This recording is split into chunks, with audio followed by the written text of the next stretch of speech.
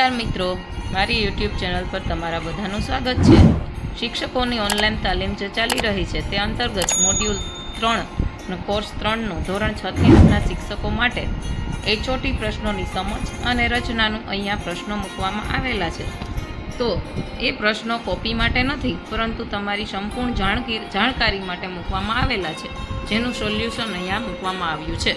પ્રશ્ન 1, ક્રિયાત્મક સંશોધનો અમલીકરણ અને ઉપયોગિતાની બાબતમાં અત્યંત સંકુચિત છે, જેના ઓપ્શન છે ખરું અને ઓપ્શન બીજું છે ખોટું, જેનો સાચો જવાબ છે ઓપ્શન નંબર એ ખરું। બીજો પ્રશ્ન જોઈએ તો ક્રિયાત્મક સંશોધન અને વ્યવહારિક સંશોધન વચ્ચે ઉપયોગિતા સંદર્ભે ભેદ છે, જેમાં પણ બે ઓપ્શન આપ્યા છે ખરું અને ખોટું, જેનો સાચો યોગ્ય જવાબ છે ઓપ્શન નંબર એ ખરું। ક્રિયાત્મક સંશોધનોનું ક્ષેત્ર અત્યંત વિશાળ છે, એમાં પણ બે જ ઓપ્શન આપેલા છે, ઓપ્શન નંબર એ ખરું અને ઓપ્શન નંબર બી છે ખોટું, તો જેમાં સાચો જવાબ છે ઓપ્શન નંબર બી ખોટું આવે। આગળનો પ્રશ્ન છે, નીચે પૈકી કયા પ્રકરણમાં સંશોધનો દ્વારા પ્રાપ્ત પરિણામોનો વ્યવહારમાં ઉપયોગનો ઉદ્દેશ ગૌણ છે?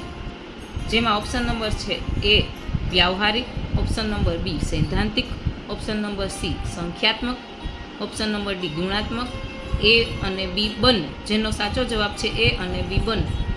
પ્રાપ્ત માહિતીના આધારે શૈક્ષણિક સંશોધનના પ્રકાર ઓપ્શન નંબર એ વ્યવહારિક અને સૈદ્ધાંતિક, સંખ્યાત્મક અને ગુણાત્મક, એ અને બી બંને કે એક પણ નહીં, જેનો સાચો જવાબ છે ઓપ્શન નંબર એ વ્યવહારિક અને સૈદ્ધાંતિક। આગળનો પ્રશ્ન જોઈએ તો જ્યારે પ્રક્રિયા બદલાય છે ત્યારે શૈક્ષણિક સંશોધનનો પ્રકાર, તો એમાં ઓપ્શન નંબર એ બદલાય છે અને ઓપ્શન નંબર બી બદલાતો નથી, તો જેનો સાચો જવાબ છે અહીંયા મિત્રો ઓપ્શન નંબર એ બદલાય છે। મિત્રો, વિડીયો ગમ્યો હોય તો લાઇક, શેર અને સબસ્ક્રાઈબ કરવાનું ભૂલશો નહીં। Thank you.